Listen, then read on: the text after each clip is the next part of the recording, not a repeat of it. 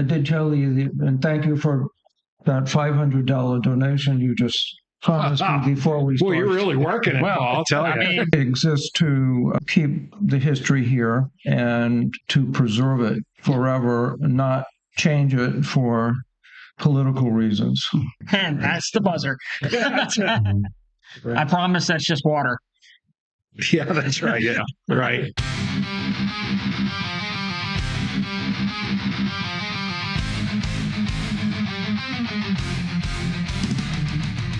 Thank you, Paul and Chuck. You guys are from the Richland History Group. You got some stories to share with us today, right? Whatever you'd like to hear. Well, I'm here to hear history, so I think that's your expertise. So correct me if I'm wrong. Well, we attempt to know history of the area. I think that's an admirable goal. You can't know all the history. But yeah, we exist to keep the public informed about the history here and to preserve it forever, not change it for political reasons. That happens way too much. The political whitewashing and changing of things because it doesn't meet narratives is annoying. So thank you guys for being on the forefront of discovering the truth and making sure it's recorded for everybody to know. Sure thing. Glad there's people out there that are doing exactly that. I think you said you guys have one of the Medal of Honor recipients from our area we want to talk about, right? We do indeed. Casper Carlisle, Richland Township's most famous unknown. Okay. No one's really even heard of him. And when we think about residents in Richland Township, we think about the oldest was born in 1598. Who is still with us. That would be the Penn Tree in Richland Park in Bakerstown, but she is not, has seen some things. Yeah, she's not of the human species. Of the human species, probably our most famous folks would be someone most people still haven't heard of, Simon Girty, who is the white man turned Indian savage who camped on the intersection on occasion of Meridian Road and Route 910 and was stolen by Indians and became an Indian and became a bigger traitor to the United States than Benedict Arnold. Only the name because is infamous with being a traitor. Only because he felt that colonists were taking advantage of the Native American people here, the Indians here, in negotiations. And while he was returned to white society after living with the Seneca Indians for some time and became a valued scout, a valued interpreter in dealing with Native American Indians around here. But he ultimately had to side with them, and he ended up siding with the British during the American Revolutionary War and scalping. The British would pay him $10 a white colonist scalp for anyone that tried to settle out here.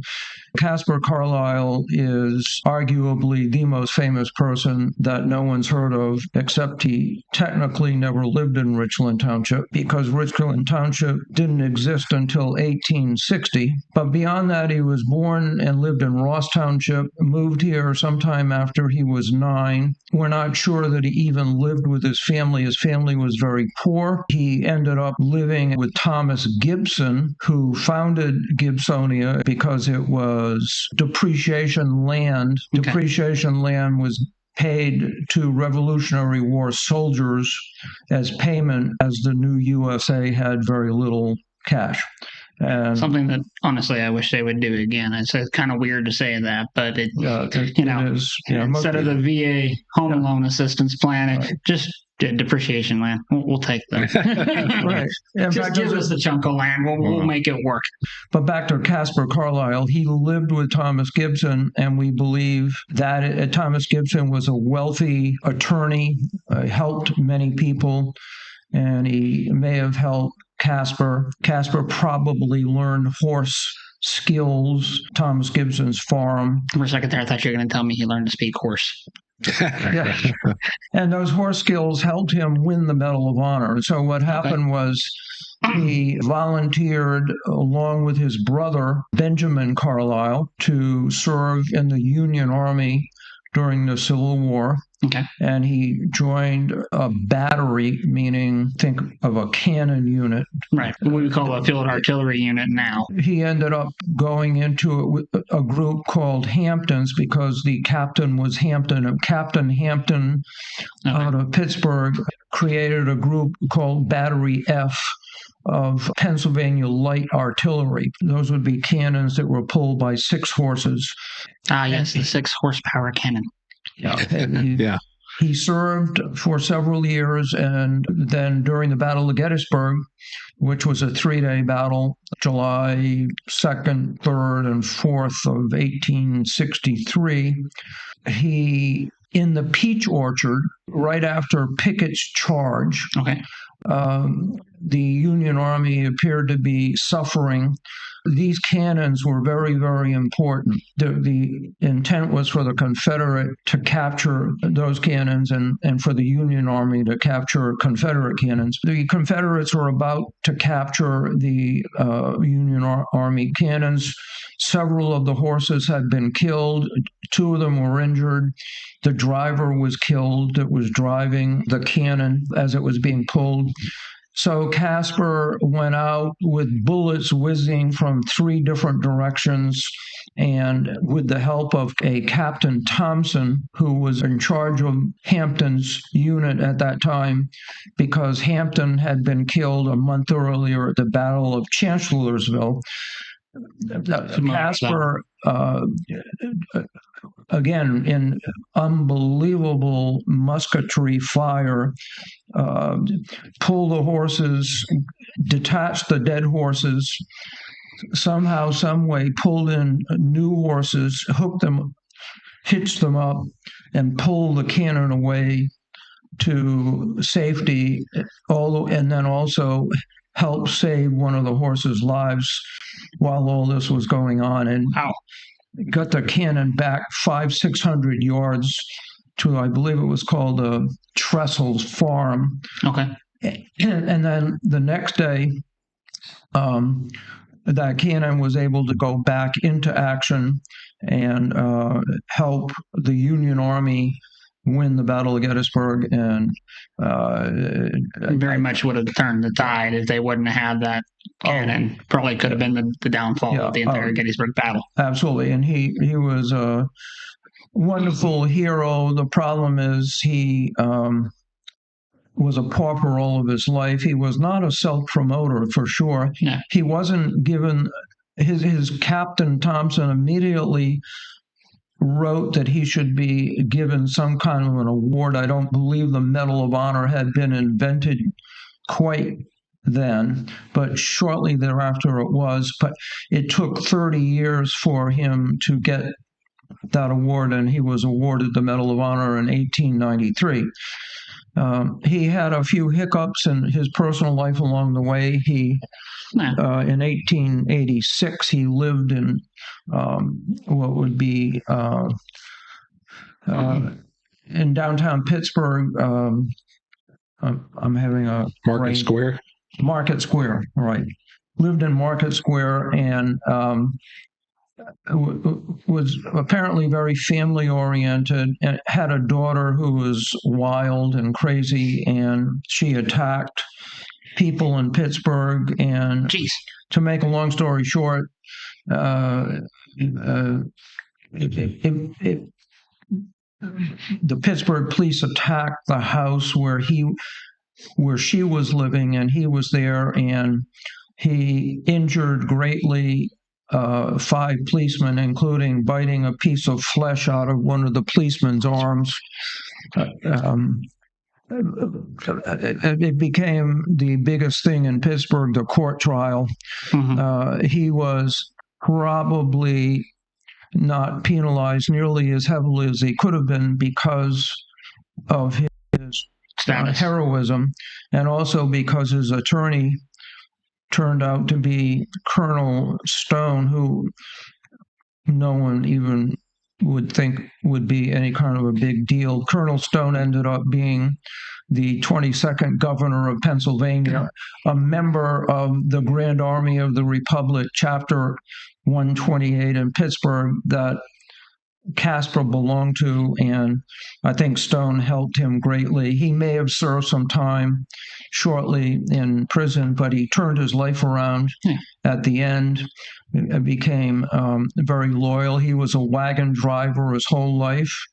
He ended up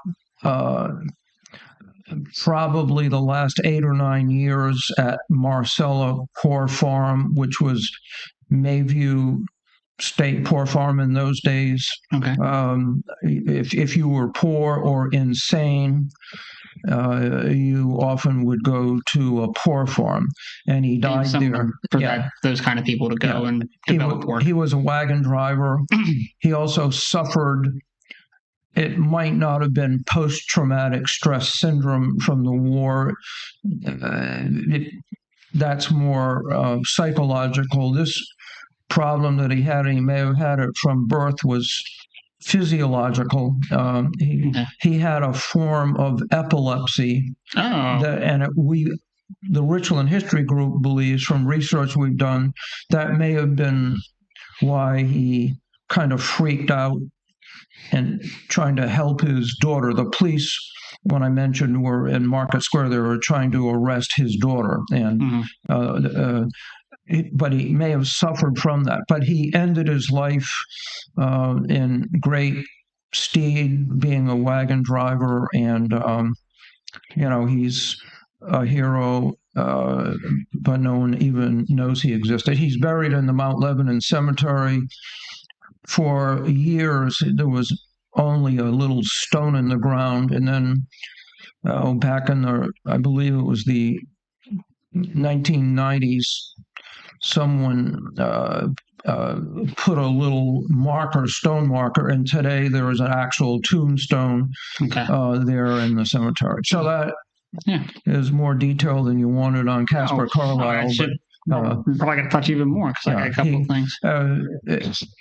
Last point I want to make was there was quite a bit of controversy about him because of this episode in 1886 where he was defending his daughter in her house and he attacked the police. But Wyatt Earp once said that it's how you end your life that matters. And he ended his life in a very honorable way. So, well, I mean, and going back to him and his daughter down, in Pittsburgh. Yeah, his daughter might have been a little bit of a wild one and got herself in some trouble, but I think any good dad, now I don't know if any good dad would bite police officers. That might be a little far-fetched, but any good dad's going to defend his daughter. She was indeed a wild one. At age 16, she was known in 5 or 6 cities. And there aren't too many 16-year-olds that travel around to different cities. She was quite a character. But I hate to say it, but that's kind of reminiscent of the area. She had numerous aliases, and one of her aliases was she claimed to have been married to a Marlocki. Okay, and I thought for sure. I did some research.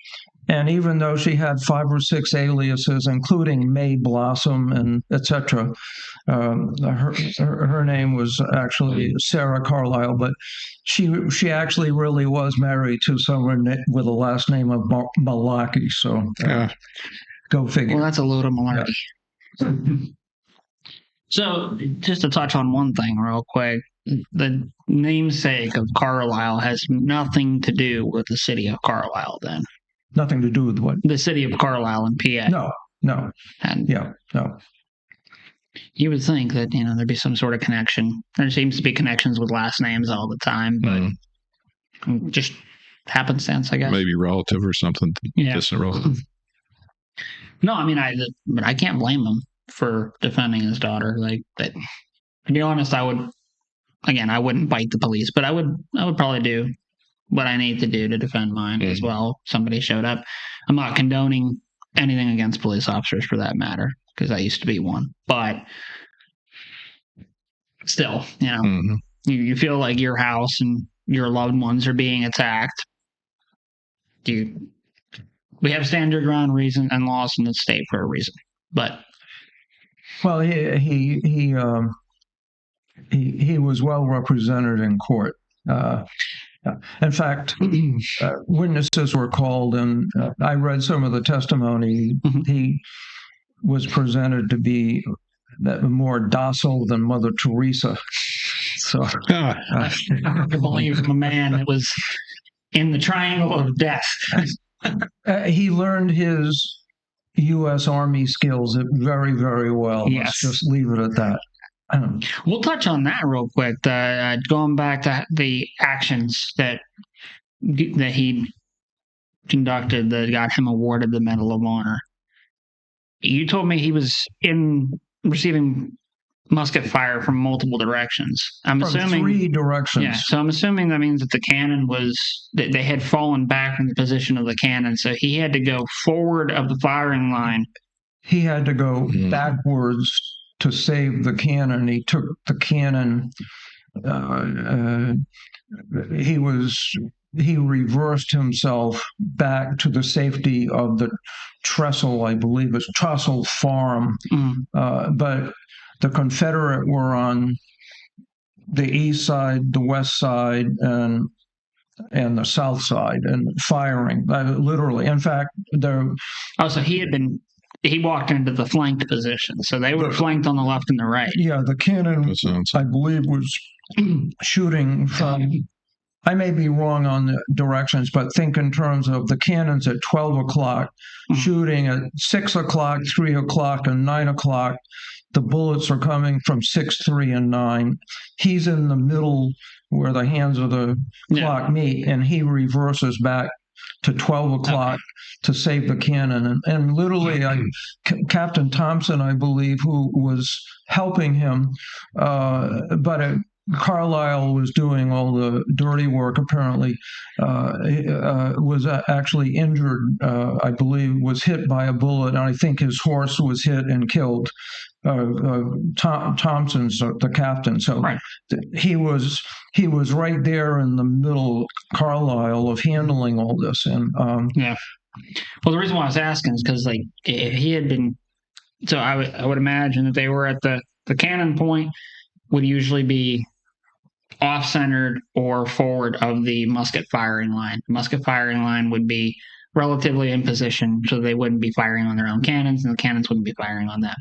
So if the musket line from the Unions had to fall back to not be overwhelmed by the flank, the cannon would still be there, and that's why it would need to be retreated as well. If the Unions were still firing towards the Confederates as well, then that means that not only was he on all 3 sides from the Confederates, he may have been receiving Union fire as well. So he may have been in a 4-way intersection and what we now call the kill box. That's possible. The sense I have from all the reading, you can actually read about this numerous places. Art Fox is unfortunately, Art just died earlier, I heard this month, but was a great historian of Pittsburgh Civil War history. He taught at Pitt, he taught at Robert Morris University, Community College of Allegheny, and he did some preliminary research on Carlisle, but no one really knew his background of here or what happened to him, or few people knew after the Civil War. They just knew that he was a Civil War hero. But you can read in his book, one is called Those Who Fought, and you can read in great detail, not just there, but you can read it in the history of the the Pennsylvania Light Artillery Battery F history. You can read Captain Thompson's detailed report of precisely what happened. But I think the bottom line was, at the time, that Carlisle saved this rifled gun, it was called. The Union Army was getting its butt kicked, and not faring well on the battlefield. They were definitely being outplayed at the very beginning of that. But the next day was the last day Robert E. Lee, I believe, was ever in Pennsylvania, because the next day the Union Army pulled it off, and I don't think Lee ever got north of the Mason-Dixon line after he retreated. So. Do you like guns? Who are we kidding? Of course you do. What would you do if I told you you could get them and the ammo and all the accessories you'd ever want for them, including holsters and bags and ear pro and eye pro, for the price that the gun stores pay? Not what they charge you. You'd call me insane, wouldn't you? Well, guess what? I've got an offer for you. Thanks to our new sponsor, Firearms Direct Club, you now have the ability to buy like a dealer. No, not that kind of dealer. A gun dealer. If you are in the market for a new firearm, if you just need ammo, definitely recommend you check this website out. Use our code. You're going to get a permanent discount on your monthly membership. That price will never change so long as you hold your membership. That's right. For the life of you having membership, it will never go up. Also, every month that you are a continuous member, you get one additional entry into their epic gun raffles. That's right. If you're a member for 1 month, you get one entry. If you're a member for 376 months, you get 376 entries, all for the same price. So you win big without breaking the bank. And right now, they're slashing membership prices for our crew. Definitely check out the website. Again, that's firearmsdirectclub.com or guncostco.com. Back to the video. Slaves were a part of life and have been since 3,500 BC in the world. And we know in Mesopotamia, we know of slaves. The Bible speaks of slaves, etc. Slaves were obviously used in the South, and they were also used in Western Pennsylvania, but they were outlawed as early as 1790, I believe, under a Pennsylvania Act. Slaves wanted their freedom, and Abe Lincoln ultimately gave it to them with the Emancipation Proclamation. But in seeking their freedom, there was the creation of what was called the Underground Railroad, which wasn't an actual railroad, but it was a system of whites and blacks together helping slaves from the South get originally north of the Mason-Dixon line into northern states, but then ultimately under the Fugitive Slave Act of 1850 to Canada, because any slave who was caught would be returned to the slave owner after the Fugitive Slave Act of 1850, and anyone who helped him would be penalized severely. And if municipalities, for example, or government officials tried to help, even in northern states, they'd be severely punished. So we had a period where just getting into the northern U.S. states wasn't enough. You needed to get to Canada, where slavery was illegal. And a typical way of doing that was to make your way up to Erie or to Detroit. Around here, making our way up to Erie. Stations on the Underground Railroad were places where slaves could be hidden during the day, very secretive about where these places were, and then travel at night undercover. Right. And Bakerstown and Richland Township and the surrounding area was a mecca for Underground Railroad stations because of the farmers. And in Richland Township, we actually have 3 specific places that were stations on the Underground Railroad. Two of the buildings still exist today.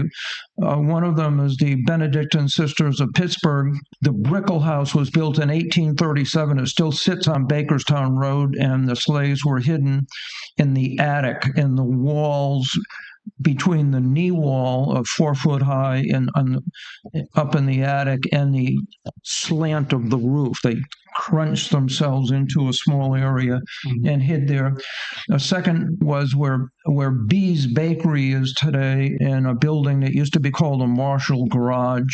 It's right on the crossroads of Bakerstown. It's a brick building owned by Win Smathers. But there was a house there, the Guthrie House, and there was also an Underground Railroad station. Right on Dickey Road was the Thomas Henry House, not the Chevrolet dealer, but another Thomas Henry. But slaves were hidden there in the basement. And the Richland History Group has applied for a historical marker with the Pennsylvania Historical Museum Commission for the Brickell House. They sent me a letter, said that it's highly unusual that you'd have an area such as Richland Township, Bakerstown, that would have so many known stations. Right. So it's kind of a major hub for that in this area. I mean, a pretty clear path. Well, a clear path, but unusual, because for every one known station, there were probably 2 or 3 others that no one knew about, because this was not anything you wanted anyone to know about. But the fact that we know of 3 in such a tight area, they suggested we reapply for the entire area. Richland Township, Bakerstown, just as almost a community kind of thing. So next year we're going to do that. That's awesome. I mean, it would be awesome to have the entire, essentially, borough, township be recognized as such a historical moment in history and a historical area in history. And like you said, I mean, if you know of one, at least a couple others that, were not ever recorded, not ever put down. And you almost have to go back to personal accounts, and a lot of those people aren't really talking anymore. You mentioned back before the Emancipation Proclamation, did you know about Cassius Clay? I think I've heard this somewhere, and it may have been from you earlier. I'm not positive. But other than the boxer. Yes, not Muhammad Ali. Yes. His original name was Cassius Clay, but he was actually named after this individual. Cassius Clay was an abolitionist in the 19th century, and running for senator and a few other positions. His staple in history was he was such an abolitionist for slavery that he would run around during his political campaign and challenge slave owners to duels. Yeah. Now, we're not talking like modern day duels with like slapping, boxing and stuff like that. No, really into the Muhammad Ali. They're not boxing. This was pistols at noon, dueling, 10 paces dueling. During his political campaign, he was running around the South challenging slave owners to duels. Interesting. And through different events and different connections, it came to the point where, little do people know, Abraham Lincoln was not in a hurry to sign that Emancipation Proclamation or to end the war necessarily. He was looking for ways to end the war, but he was looking for ways to end it where he didn't alienate the South and completely outlaw slavery. He was trying to, much like the Compromise of 1850, which is part of the other bill you mentioned. It was part of it. I forget what it was called. But the 1850 Compromise, much like that happened, and what they were trying to do was appease both sides. He was looking for a way to do that. Cassius Clay, through contacts and actual conversation with him, kind of told him that if he didn't free him, he was going to keep doing what he was doing. He was going to keep running around and dueling people. Because he had originally lost his congressional race, because he was doing that, no one would back him. And he's like, well, I mean... Well, that's interesting, because the Civil War started in 1861, and Lincoln didn't issue the Emancipation Proclamation until a couple of years, 1863. And so, yeah, But the Civil War, wasn't just exclusively about slavery. There was about many other things beyond the scope of our sitting here and talking about this. But well, we could touch on it real quick. I mean, that's what when I was mentioning earlier about what the Virginia definitely stresses about the real history of the Civil War. Yeah. That they make sure that they and people learn that it was about states' rights. Now, one of those rights, unfortunately, that they were fighting for was the right to own slavery, was the right to property. Mm-hmm. And at that time, slaves were viewed as property. So they viewed it no different than the Revolution whenever we stood up against Britain for raising taxes and taking away fundamental rights. The states had a right also to, while slavery was legal in parts of the United States, Pennsylvania made it illegal as early as 1790. I think I mentioned that earlier. And a very difficult time. When you go to war with yourself, that's a tough issue. Oh, it definitely is. And it's never an easy topic to talk about because, you bring up the fact that one of the bloodiest stains on our flag. But in my experience, if you hide the history because you don't want to talk about it, no one can learn from it. And when no one learns from the history, that's when we repeat it. Right. Yeah, that's true. So no matter how dark, no matter how awful something might be in our past, neglecting to teach our next generations about it does not help them. It doesn't shield them from the awful atrocities. It just lets them forget about it. There are also misunderstandings about historical characters. It hurts us, I think, a lot of us, to see some of the patriots of the past, be denigrated, having their statues torn down, having them painted. The most significant thing that a country, I think, can give a citizen is its freedom. Yes. And there are some slave owners even that allowed slaves to be freed after a certain amount of time. Right. George Washington was a slave owner at one time. Long before he became president, decided to give that up. But sometimes you have to put into perspective what's going on in society around you before we... Well, I mean, you have to be careful on the topic, I think, because, there's a lot of different ways to look at it. But I think that's where history and recording of a history comes in, is understanding the details, right? So just like you say, one of the greatest Americans that we have, George Washington, had this stain on his record, right? But at the time, it was common. And, if you had property, there weren't, combustion engines, right? For example, to plow your ground, you had to have a horse and a man. And if you had a lot of land and a lot of money, that's what you did. Yeah. This is a touchy subject. I'd rather we switch subjects. Yeah. No, that's perfectly fine. It's a complicated subject. Another aspect, too, that we'll touch on before, and this will help guide it back in the right direction, is when people talk about slavery, especially in the United States, they neglect to understand that it wasn't just Africans that were being enslaved in the United States. We had issues with Irish slaves and indentured servitude, which we call indentured servitude, but it was no different than slavery. No different than at all, because they were required to work to pay off their debt, but they were accruing more debt the more they worked as well because of the room and board. So there were other aspects. There wasn't just, when we talk about slavery, it wasn't just one race. It was almost a classist type slavery setup. There was the landowners, the wealthy at the time that got to make the decisions, and there were those that had to work for them. So we all need to understand that it was a time in our history where there was still a lot of influence, and we were still figuring our roots out and figuring out where we were going.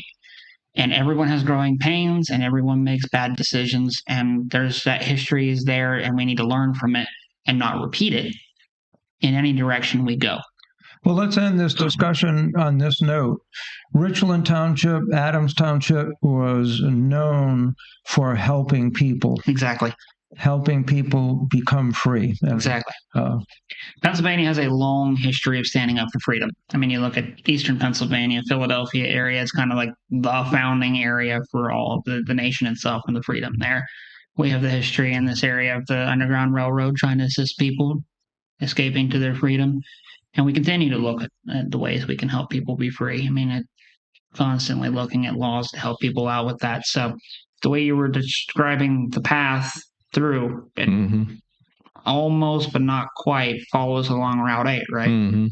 Yeah, we can actually back up a little bit. I think that's, as far as the Civil War goes, that was kind of like the highlights for Richland Township. But if you roll back in time to, the time of pre-Revolutionary War, right?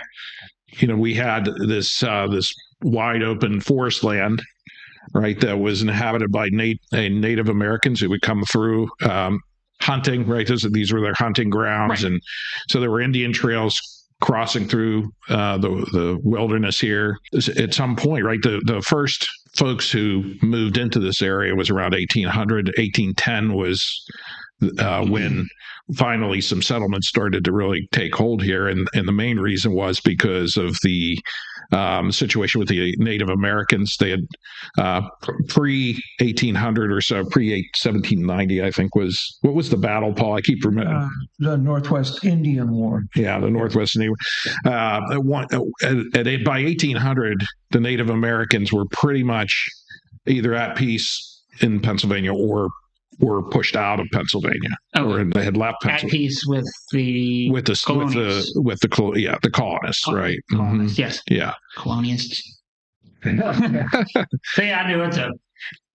Right. So it's come 1810 or so, you started to see, the Baker family somewhere right around that time. You started to have farmsteads popping up and things like that. So obviously, Pittsburgh and Butler were the two real hubs at that time. Kind of makes sense. Butler was just about the same time they started to build up. Now their main corridors were towards the river, towards the Allegheny River from Butler, right, and not towards Pittsburgh. But eventually, as it started to build up, you had more and more traffic that went north-south towards Pittsburgh. Right. So going back to the early 1800s, there were Indian trails that came up from the Allegheny River up through the Pine Creek Valley. Right. And like hunting trails. Right. Yes. Right. For traveling and, well-worn trails. Okay. And one of them became the Butler-Pittsburgh Turnpike. Which was, it ran up along Mount Royal Boulevard, essentially. Okay. And then it came out almost where it comes out today, very close to where Route 8 and Mount Royal Boulevard meet. Right. So that was sort of the Pittsburgh Turnpike, and then it roughly followed Route 8 north from there all the way to Butler. Of course, it was... Yeah, north, right, and continued north. What would be old Route 8 now, right? The old Route 8, correct. Yeah, that's right. So it was, and if you think about that, back in the early 1800s, a big mud trail, right? Horses on the trail. The wagons were very difficult. You had ruts and you had muddy, lots of, and even I think they had some spots where they had to ford the creek. Divert. Yeah. Right. Yeah. To cross Pine Creek. So, as time went on, the residents of this area and farther north decided that they needed a better roadway. And really the first real improvement was the Butler Plank Road. So that was the first attempt at actually making a road that was travelable by wagons and it was actually basically there was two rails, like almost like a railroad track, and they put boards across, right? That's essentially what the Butler Plank literally built a plank road. They built a plank, just like a boardwalk or something like that. So, and that road was actually a toll road. So it was 1850 when they met in Bakerstown to discuss that the actual construction of that road, and they got approved and they got the money, and they put in the road, put in the toll booths, and wonder what the tolls were then. Yeah, it is published, I think, but it wasn't five. It was 5 cents or something between toll booths, and then on Sundays it's definitely not the $43 it costs now to go from Pittsburgh to Ohio. Right? No, it's not. But so that plank road was a massive improvement. Yeah. Over time, one thing about the planks, they wore pretty quickly, and the weather, the freeze thaw cycles around here, there was a lot of maintenance that was needed. Bugs. Yeah, if you look at other areas where they had these turnpikes, they were typically unsuccessful. It's financially unsuccessful because of the maintenance. Actually, the one that was for Route 8 was successful. They were making money on it, but over time, the road started to fall apart to a point where they almost abandoned essentially the road. And then kind of like it was before that other company bought out the turnpike, so you didn't want to drive on the turnpikes. There's always construction. Right. Yeah. Right. So with time, then they improved they removed the planks and improved the actual road surface. They put in what's known as a mechanized highway, which is essentially crushed stone with some drainage. Okay. You have never those, went to brick. There's those roads are around here, right? Those types of roads, right? I think there's one right out here, actually. Yeah, right. Yeah, so I think like a gravel driveway. Right. A little bit better. Yeah. So there were stories about how Paul mentioned earlier, if you wanted to load up your wagon in the morning to go to Pittsburgh, it was nighttime by the time you got to Pittsburgh. So you had 12 to 16 hours in that range to take your load of whatever it is, your crops or whatever, to Pittsburgh to sell. Right. But they were able to do it, which is important. They had toll booths, like I said. That's actually where the name Turnpike came from. Was they actually had the gate was on a pike, right? So when you came, you paid your toll. They turned the pike, so it's a turnpike. Yeah. That makes sense. So in any case, that's then in the 1930s they actually came in and improved it, made it blacktop. Later they widened it. 1950s they widened it and improved it some more. So so that's which basically is why the cost kept going up and up. Yeah, right. We actually have planks from the road, Chuck.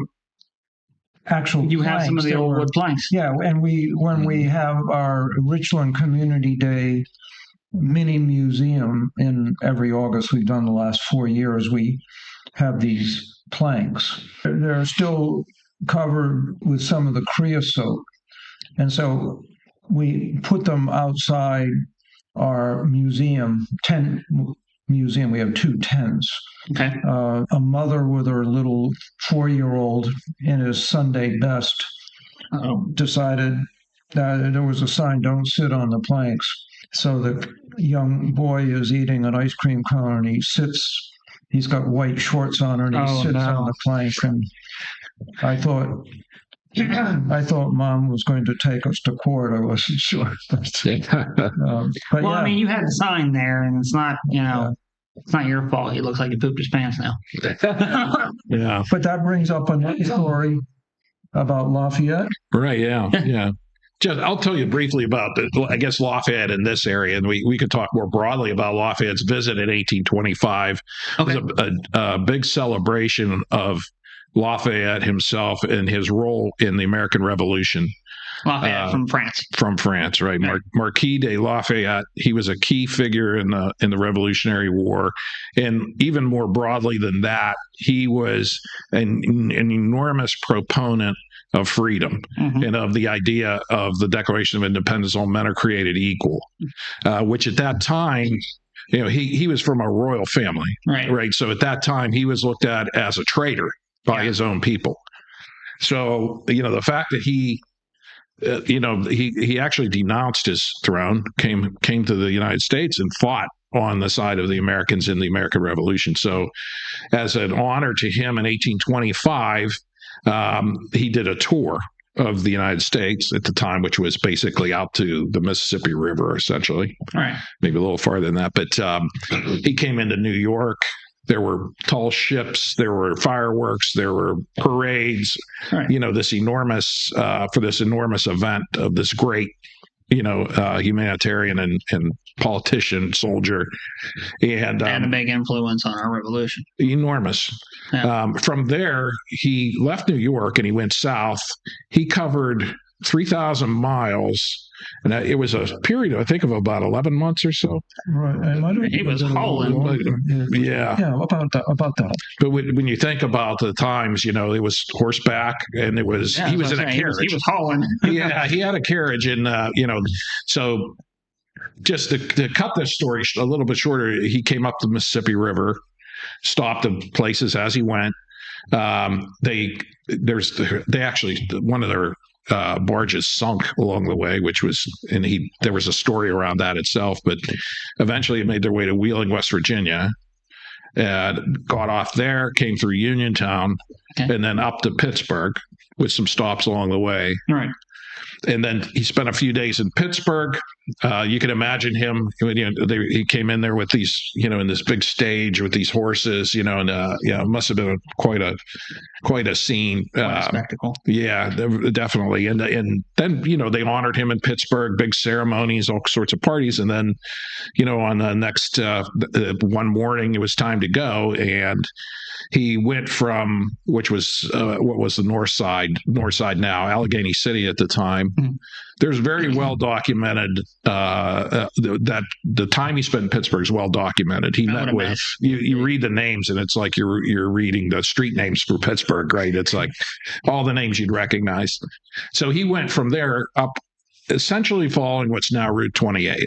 Okay, so at that time it was the Pittsburgh Butler Turnpike. Okay, so he was on the Turnpike. He was on the Turnpike. So there was actually a procession of people followed him, and he went up to what is now Etna. He stopped at a tavern there to water their horses, and then from there he went up the Pittsburgh Butler Turnpike, up Monroe Boulevard, up through what, of course.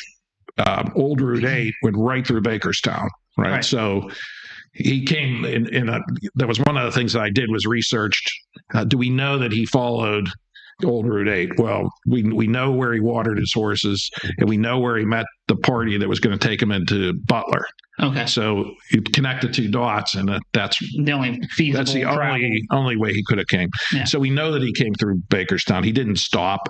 As a matter of fact, as I said before, that was typically maybe a 12-hour, 16-hour journey by cart or whatever. Yeah. He made it in 4 hours, which is insane. It's crazy. Yeah. He also had a procession of people. Right. You can imagine just being in downtown Bakerstown. If they even slowed down, who knows, right? It might have just been thundering hooves, right? So we don't know. But anyways, we know he came through Bakerstown. On the map on the way. Right, and then he went from there to Butler, met a group of folks there. He was trying to make it all the way to Mercer by the end of the day. Okay. So, but everybody wanted a piece of them. Everyone wanted to say take my picture, whatever it was. Well, not pictures back then, but everybody wanted stand for a caricature with me. Yeah, right, whatever. Yeah, so he ended up leaving then. Towards the evening, and he made it to Mercer, I think, at like midnight. Now, this guy's like 60, was he 63 or 67 years old? He's in his 60s at the time. I can't even imagine what that must have been like. Yeah. Traveling at full speed in a carriage for all that time. Just it's an amazing journey that he made, and he eventually went up through Meadville and Erie, and then across through New York, and ended in Boston. Okay. Yeah. Probably catch his ship back or wherever he's going. Yeah. Really. Well, there was a ceremony he was scheduled to attend in Boston, and that's why he was in such a rush after leaving Pittsburgh. He was behind schedule. So, but he made it, and just amazing journey, amazing story. Yeah, a little piece of Richland Township in there. So, well, here's another little piece of Richland Township of famous people, not quite as famous as Lafayette, but they made it into a movie starring Mel Gibson and Diane Keaton. Okay. And that would be Mrs. Soulful. Back in 1902, we had the infamous Biddle brothers. The Biddle brothers had killed a policeman in Pittsburgh. They were in jail. They were on death row. They were in the Allegheny County Jail. Okay. And Mrs. Soulful, the warden's wife of all people, would help prisoners on death row kind of comfort them in their final days. But one of the Biddle brothers was arguably the best-looking man in the United States at the time. And Mrs. Biddle, in visiting him, fell in love with him. This is the warden's wife. Mm-hmm. She helps them escape from the Allegheny County Jail in 1902, and one of the biggest scandals that made the headlines in every paper around the world. And it's also the reason behind the standard operating procedure of all prison system now, where prison employees are not allowed to socialize with the prisoners. Well, I think, if nothing else, the wives will now be interviewed since that point of prison wardens. In any event, I could tell you a story about wives and prisoners. But I want to tell you how they... That sounds like an interesting one. It's one for off camera. So to make a long story short, the Biddle brothers make their way up through 19, cut over onto the road that by then, I think, in 1902, I don't know if it was officially Route 8 or not, but it was the same road that Chuck just told us about, the Butler Plank Road, make their way up through downtown Bakerstown, go right by the historic First Presbyterian Church of Bakerstown, make their way up Butler Plank Road or the brand new Route 8. This is 1902. The Pirates, I believe, won the World Series that year. In any event, they stop in Cooperstown. Yeah, I digress. Pirates only win a World Series when prisoners escape from jail. Yeah, right. They make their way into Cooperstown. Cooperstown at the time is a big oil well community. Mm-hmm. Lots of prostitution there, lots of activity there in southern Middlesex Township. A woman said a little girl told her mommy or daddy they were eating at 6 a.m. in the morning, breakfast there, said, "Isn't that the woman that I saw in the newspaper yesterday?" This was Mrs. Soulful, the warden's wife, played by Diane Keaton in the movie. Anyway, sure enough, it was Mrs. Soulful trying to escape with the Biddle brothers.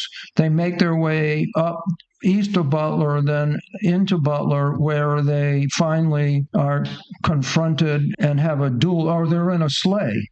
They're in a sleigh. They stole a horse and a sleigh. There was snow on the ground at the time. Okay. And they end up being shot, but they live several days later. And, finally, both of them die. Mrs. Soulful survives, but she later attempted to star in a movie back in those days, and I guess that was considered inappropriate. Anyway, the Biddle brothers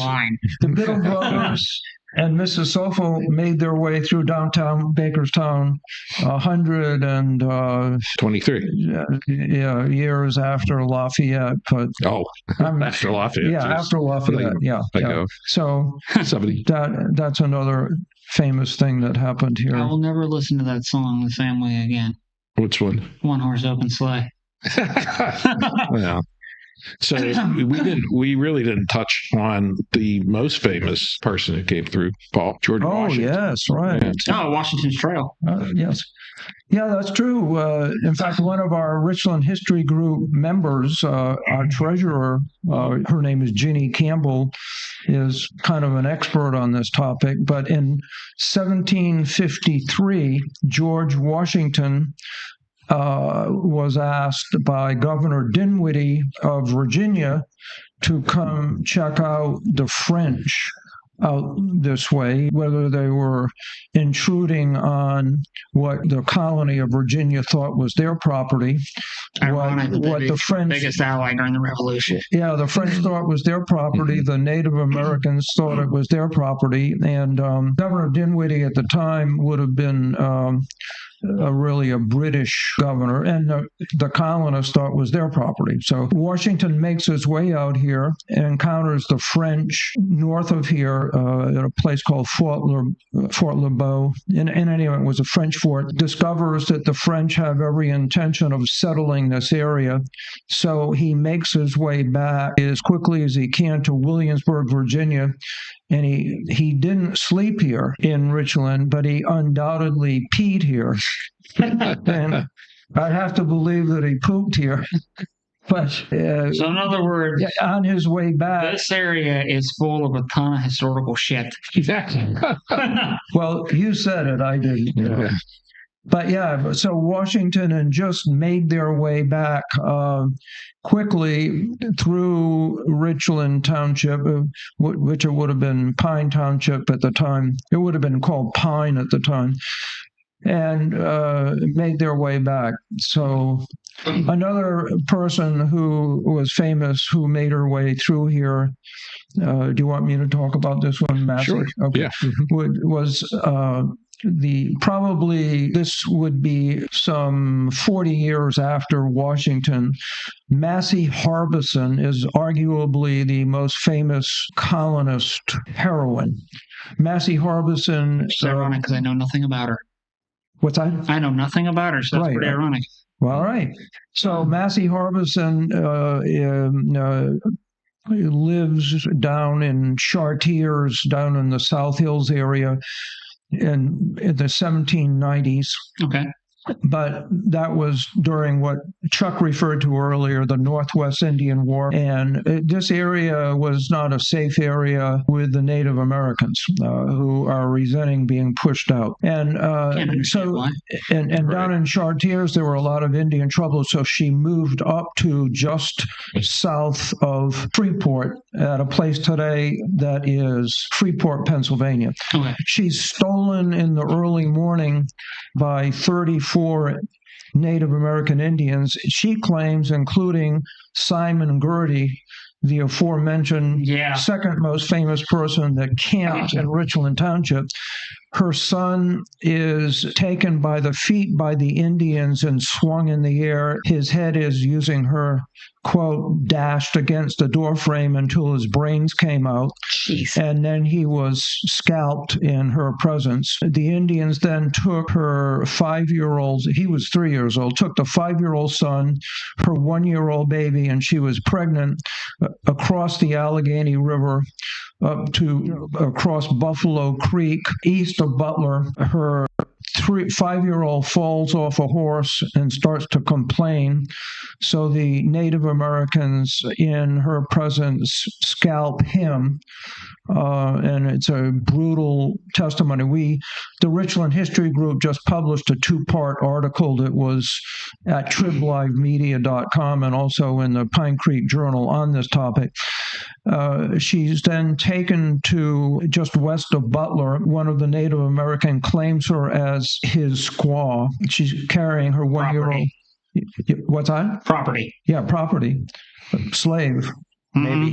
Who knows? Anyway, and then she somehow escapes in the woods. Her husband was a woodsman and in the U.S. military and spy on the Native Americans. That was his job. And so he had taught her well.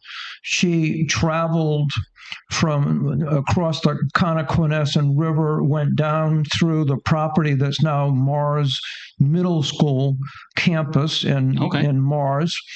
And a road's been there a few times. Yeah, a road is named after her there, Harbison Road. In any event, makes her way along a ridge just east of Valencia through Richland Township, through Hampton Township.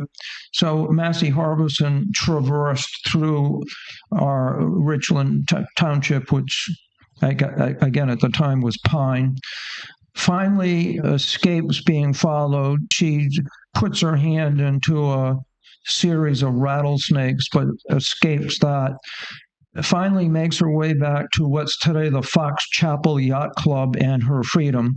And much is written about her, but she clearly made her way through Richland Township. And I have to believe she also, while not staying here, she was in a hurry to escape being followed. She probably did pee here in Richland, like George Washington.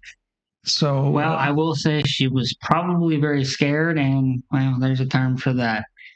she was very, yeah, she was. She had 150 thorns removed from her feet and legs. I could go on and on and on, but you can read about it in the Pine Creek Journal or Triblide Media. So we've had some famous people. Anyone else besides Chuck? Yeah, I'm not too famous.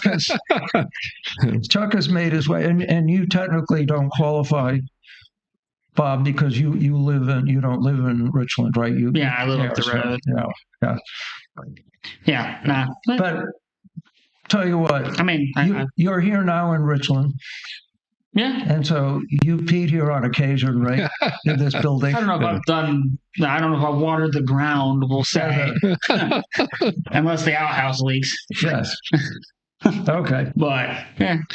But, the American Indians really played a significant, the American Indians and the interaction of American Indians with the colonists played a huge role in the history of the country in this area, right? Pittsburgh was the western frontier. There were Indian tribes up and down the Ohio River, some friendly, some not as friendly, depending on who you were and what year it was, and if you were French or British, or so it's a very rich topic. I'm far from an expert on it, but it's also one that you kind of got to tread a little lightly on, because some people are I mean, but at the same time, it's history, right? There's facts that you can report. I mean, it's actually fairly well documented. What I find fascinating is, as you go down through Pittsburgh along the rivers, there were towns, right, of Indians, and the big tribes were the Seneca, which are the Delaware Indians, Seneca Valley, right? Yeah, but there were dozens of tribes. Sometimes they were all mixed in one town, right? There'd be multiple tribes. I find that really interesting. Logstown was a large one, and that right where the north side is now. There was a big Indian town there across from the fort. There were Indian mounds and McKees Rocks, which go back quite a ways. So, we have Native Americans in this area for at least 14,000 years, right? If you Meadowcroft, I think, said 14,000 years ago. And it's the politics of that time were fascinating. Just interesting how the alliances lined up, and sort of the culture of the Indians versus the culture of the colonists. When the Indians gave up land, they didn't really realize in a lot of cases what they were agreeing to. Yeah. Right. And that's where some of the conflict came from. And that's the other thing too, is a lot of people don't recognize three major aspects of that time frame, which is some of those tribes were voluntarily saying, yes, we will give you this for your use, not understanding that they were not attaining rights to it as well. They were giving it up. They didn't understand that. And some of them, like the gentleman that was, I won't say gentleman, like the individual that was running around scalping people and assaulting 3-year-olds, it's hard to not understand why they may have gotten certain nicknames that they've gotten. Oh, yeah. It was terribly brutal. Yeah. We have a speaker from he's actually the assistant director of the Fort Pitt Museum. His name's Michael Burke. Okay. We're putting together a program for the fall where he's going to come in and talk about some of that. Some of the information. It's really fascinating. Is that going to be something that's going to be on y'all's website or something? It will be. It'll be, I don't know, Paul, we usually put out also an email to our members. And then the local papers, too, will do that. Yep.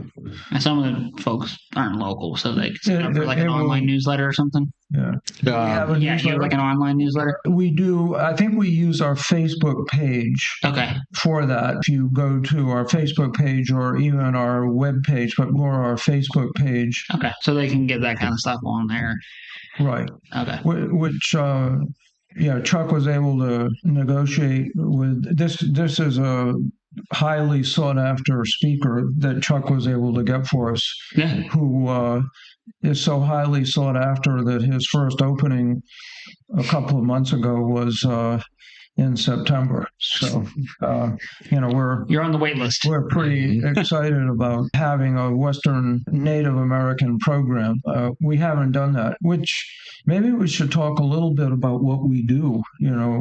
What the Richland History, we are a 501c3 Pennsylvania corporation. The impetus for us coming about was probably a member of your American Legion, Cano Passion, who lived in Bakerstown, had an interest in resurrecting, and I think Chuck talked about this, the Baker Cemetery is right here, and it's like less than probably a quarter mile from us, sitting here. It's within a stone's throw.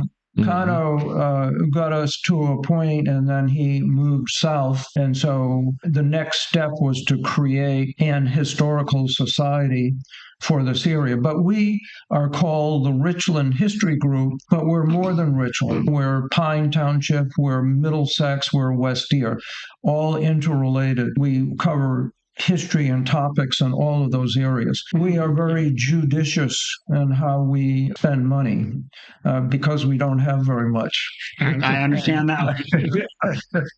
But, looking at my bank account, I get that one right. We had one donor who was the lead singer in a rock band who started us off with $1,000, which for us was great. And we've been able, through our dues are extremely expensive. They're $20 for 2 years. Oh, geez. And I'm not sure that we've asked anyone full of Rockefellers. Yeah. Yeah, right. And so we're a 501c3, so donations to us, are tax deductible. But what do we do? We hold regular speaker programs. The year before, we had 3. Our last one was in November. We will have one, hopefully, before the one we have in September. We publish articles in the Pine Creek Journal and online on Trib Live Media. All of the topics we've talked about, Massey Harbison, the history of Route 8, Simon Gertie, Washington and Just, I can go on and on, the Bakerstown Hotel, North Pittsburgh Cup Flower, the Butler Short Line trolley line that ran from 1901 to 1937 through Richland Township between Richland and Butler, electric trolley line until cars obviated the need for it, really. Eden Hall Farm, I think we've done something like 30 different articles with various parts. Chuck did a good one on Lafayette and Route 8. I've done a number of them. Other writers have also. And your contribution for the Casper Carlisle one's on there as well, right? Right. Yeah. That was actually a 3-part. So we do presentations. They're free for anyone to attend. You don't have to be a member. We do. We have these articles that we write. We have played a role in. We do research for people. If I run into people all the time that want to know who lived here, who lived on my property, and we have old maps as early. I have one as early as 1837 of the area. So if people are truly interested, we can tell them what the history of their property was, who lived there. A lot of the maps that we have little dots where the house, where farms were, farmhouses. We help people. We've helped the Pine Richland School District do research. They've asked, especially for a class has an anniversary ceremony. Right. You mentioned the community days that we. Oh yeah, the Richland community. That's a big deal. Yeah, every summer, and we're thinking about possibly doing one, if not this year, next year at Pine also. That the Pine community, because we're so much apart. Richland and Pine are almost intertwined, and they have no historical society. They're not intertwined at all. It's not like they named the school Pine Richland. Right.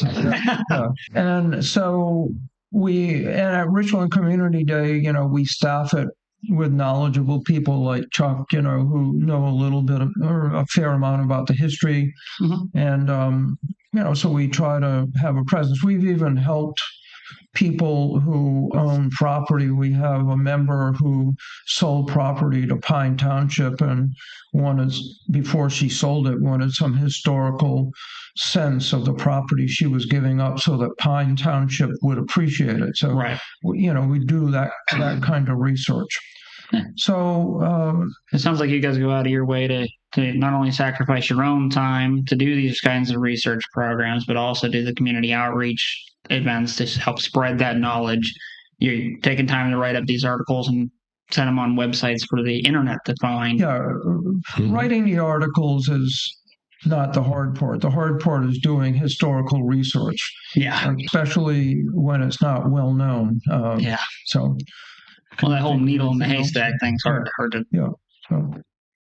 No, I think you covered it, Paul. It's I mean, all that takes your personal time, takes your effort, and especially spending money out of your own pockets to do these kind of events sometimes to, for your own food, your own tax or whatever for the events you need. So, I mean, I can see how an organization like yours would need some donations. But one of the things, we have had, Paul has been our archivist, and we have a lot of material that is very, I'm going to say fragile in that, it's printed on paper, that type of thing. So, that's one of the things one of the things I've been thinking about is to try to, do something a little more, I don't want to say permanent, but something more durable. We were at Richland Community Days 2 years ago, and it was almost a tornado that came and hit that place. And right. I mean, so here we have all these paper copies and things hanging up, and they're hanging by tape from the walls and things.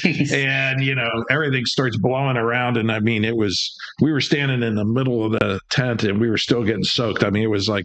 Yeah, it was. You guys almost need to find a way to digitize your archive. Yeah, I think that's something that we could use a little bit of help money wise because it's not free. It's not as simple as throwing it on a copy machine and being done with it because you got to preserve it. Yeah, you want to laminate it and things like that. Or what would be beautiful would be someday if someone had an old barn in this area and we could take that on as a permanent site. I live in an historic house in the township, which is kind of how I got involved in this. But right now, second house on my property is kind of housing stuff like Richland High School varsity letters from, before the first year Richland High School was built and even before. We've done articles about Richland High School winning the WPIL football championship and the year it started. And I'd actually talked to the coach. One of the questions came up by the Pine Richland School District. When did Richland Township first install lights at Santa Cruz Stadium on Meridian Road? And I talked to the coach, of all things, back then, who couldn't even remember, but we found the answer. It was in a Clareton game. A bigger picture for us, a number of townships, Middlesex being one of them, has said, would you consider being the historical society for us? And there is none in Pine, and there is none in West Deer. So maybe someday we would become the North Hills, the Northern Pittsburgh, historical society, because right now we're truly serving all of those areas. So maybe there's someone out there that has an old building or a house that you guys are almost looking for your own museum at this point. They need a tax write-off. They could donate it to us, and we would forevermore. And pay the taxes too. Yes, can't afford that either. But we would name the building after them for sure. There would be no question. So if there's any wealthy philanthropists out there that would like to help preserve history, there's your cause. Let's preserve the greater Allegheny County's history in a permanent museum for all of it, as long as the building lasts. I guess there was one at one time, right? But that was long, long ago, and since defunct organization. Yeah. But it's something that would be nice to have for sure. Well, people definitely need to recognize that the importance of history and preserving that history to be able to look back on. We've gotten to a point in society where we're okay with destroying history and historical markers and stuff like that, and changing it to what we want it to be because we're not okay with the way it used to be. But history is not supposed to make you feel warm and fuzzy. It's supposed to teach you something. Mm-hmm. And if we're not learning, we're falling behind. By the way, my last plug, and then I'm done with plugs. If knowing what a great podcast site, Bob has created, I think you have you told me 5 to 6 million visitors. But if only. Make it happen. In any event, if anyone would like to, a donation of $5 is greatly accepted. You could send it to the Richland History Group, 5739 Meridian Road, Gibsonia, Pennsylvania, 15044.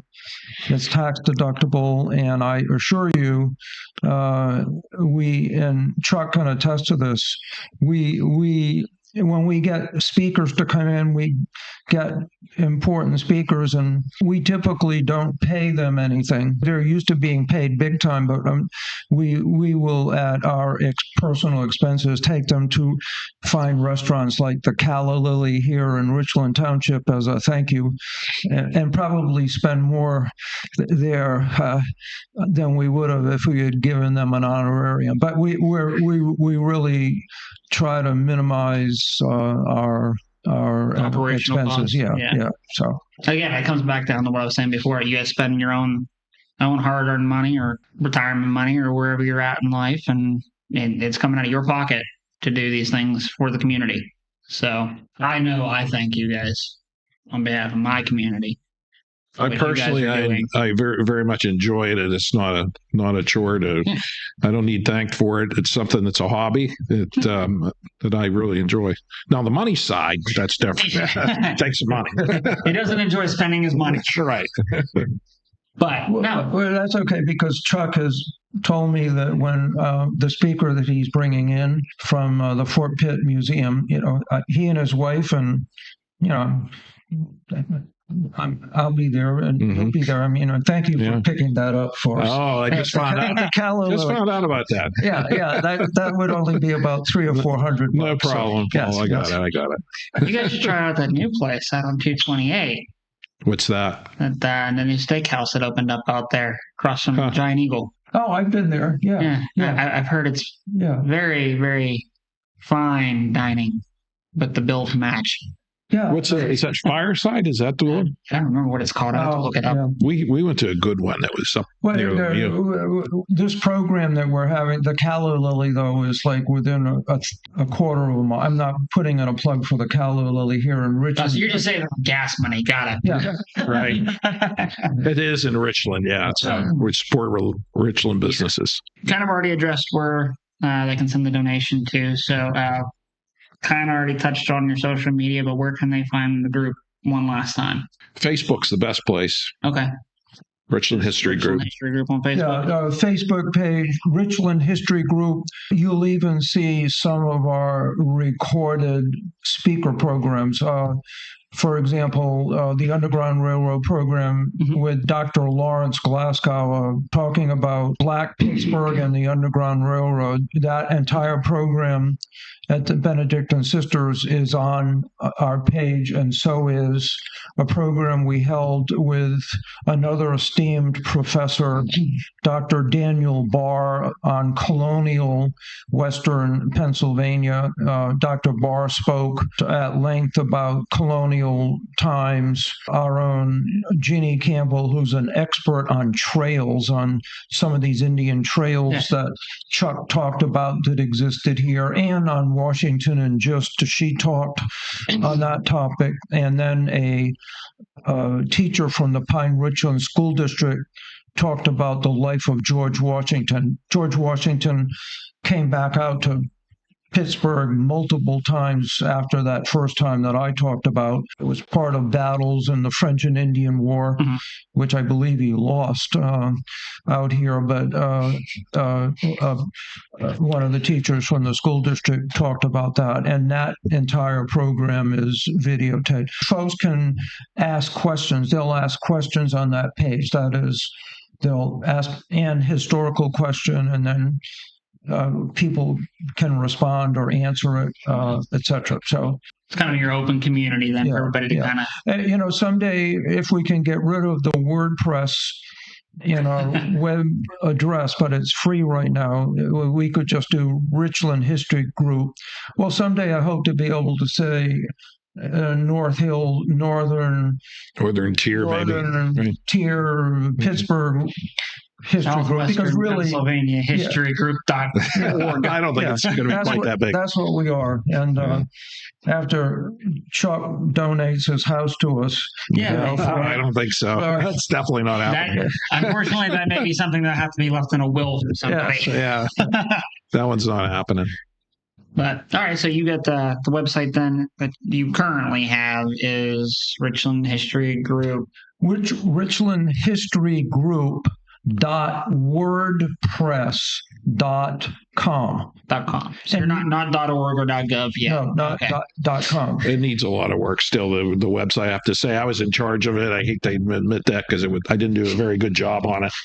But if anybody out there wants to donate their time to create us a nice website, I think we'd appreciate that too. Wouldn't we, Paul? Yeah, well, that'd be great. But right now, Facebook is a very, very active place to find out about us and what's going on. And we make other posts about every. There are other posts that some of us do that are always of an historical nature. I want to thank you for allowing us to do this with you.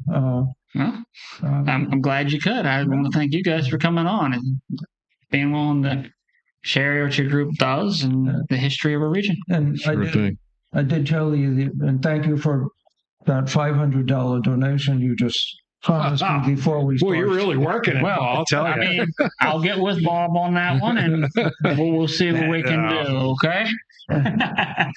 Yeah. I don't handle the purse strings around here. That's our finance officer. I get to wash my hands on that one. Thank you, Paul. All right. Thank you, Chuck. Yes, sir. There we go. They still on me. They still